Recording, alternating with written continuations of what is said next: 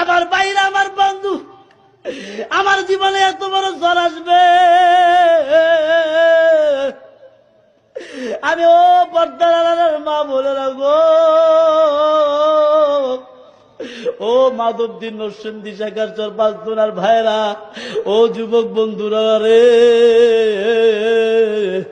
ও আলেম উলামা ছাত্র ভাইরা, আমি না ভাই 1 তারিখে মাহফিল করেছি রাজশাহী, 2 তারিখে বগুড়া, 3 তারিখে ছিলে, 4 তারিখে দিনাজপুর বলে গেলাম, 5 তারিখে চরমনার পৃষ্ঠা বুঝলাইছে নরসিংদী কোরআন শিক্ষা বোর্ডের মাহফিল ছিলাম, 6 তারিখে মাহফিল, 7 তারিখে ছিলেন, 8 তারিখে সিলমান দিয়ে আরেকটা কইজালি ছিল ভাইরা।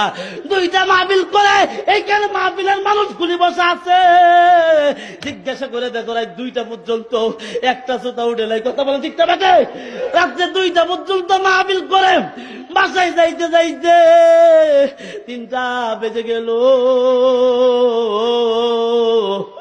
মা দরজা খুলল, বললো বাবা রে কালকে না তোমার কলকাতা প্রোগ্রাম, তুমি কি যাই বলো?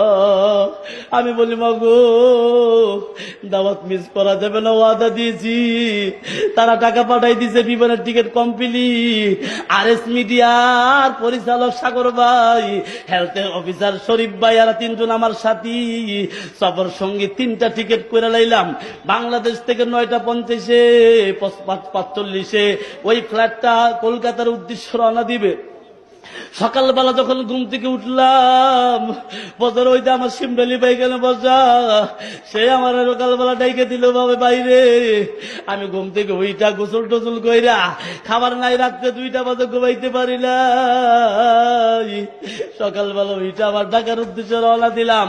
8টা বাজে এয়ারপোর্টে শাহজালাল আন্তর্জাতিক বিমানবন্দরে আমি ইমিগ্রেশনে যখন দাঁড়াইলাম, আধা ঘন্টা সিরিয়ালে পরে আমার ইমিগ্রেশন কইরা দিল বাংলাদেশ এয়ারপোর্ট থেকে। বিমান উঠে গেলাম আমরা 3 জনে।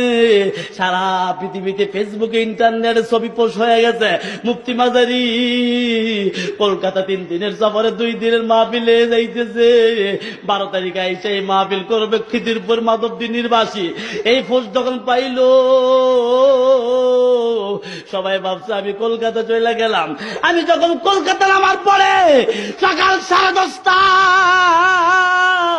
ওই ভারতের সময় বাংলাদেশে 11টা, আমি যখন 2টা গেলাম আমার উপরে এক ধরনের আযাব শুরু হয়ে গেল। এই মকবুল যখন আমার পাসপোর্টটা ইস্যু করলো, আমার বাইরে আমার বন্ধু, আমার সাথে সাগর ভাই, শরীফ ভাই 2 জন বাইরে হয়ে গেল। আমার এই ইমিগ্রেশনের অফিসার বলে তুই কেল্লে গাইছো, তুই আমগো দেশো কেল্লে গাইছো।